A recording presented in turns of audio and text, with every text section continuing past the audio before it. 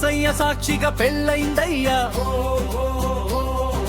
ఇద్దరి కథ ఇప్పుడు మొదలైందయ్యా.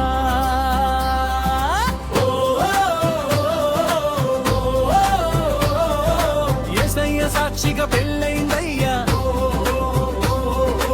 ఇద్దరి కథ ఇప్పుడు మొదలైందయ్యా. చంద్రుడిని తెస్తా అన్నాడయ్యా, మార్కెట్కి వెళ్తా అంటున్నాడయ్యా. ఫోన్లో గంటల కొద్దీ మాట్లాడాడుగా, ఇప్పుడు పాలు తెమ్మని కాలు వస్తుంది. ప్రేమలో హీరోలా తిరిగాడయ్యా, ఇప్పుడు షాపింగ్ బ్యాగులు మోస్తున్నాడయ్యా.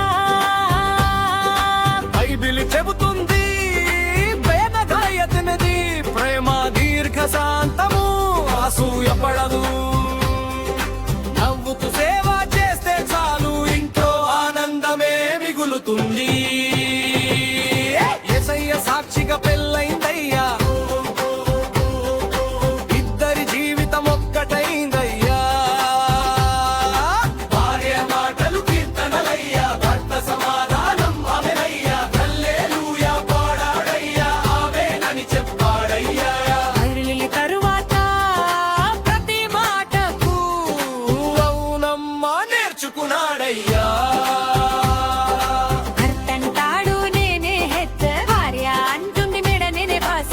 టీవీ రిమోట్ కోసం యుద్ధమయ్యా, చివరికి భార్యకే విజయమయ్యా.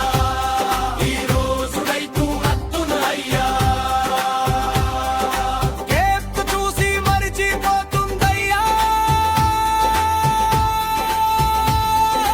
5 నిమిషాలు అంటాడయ్యా, అరగంట అయినాడయ్యా.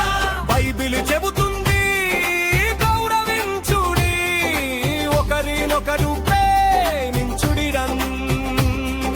గెలవడం కంటే అర్థం చేసుకోవడం కుటుంబానికి గొప్ప ఆశీర్వాదం. యేసయ్య సాక్షిగా పెళ్ళైందయ్యా,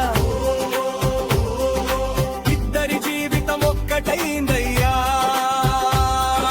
గొడవలు చిన్నవే అయినావే, ప్రేమ మాత్రం పెద్దదయ్యా. ప్రార్థన ఉంటే శాంతి వస్తుంది, క్షమిస్తే ఆనందం పెరుగుతుంది. యేసయ్య మధ్యలో ఉంటే ప్రతిరోజు పండుగ అవుతుండయ్యా.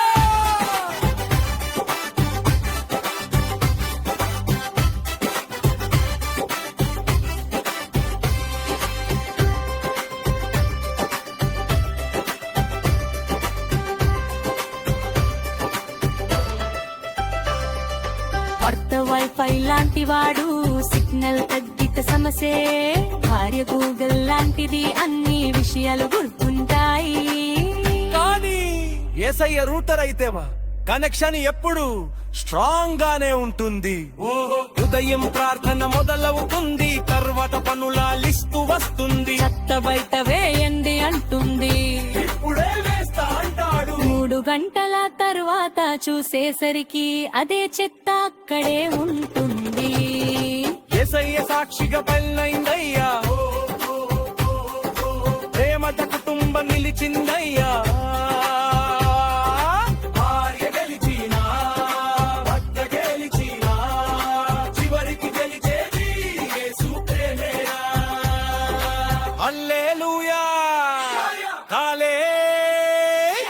యేసయ్య మధ్యలో ఉంటే పెళ్లి జీవితం పరలోక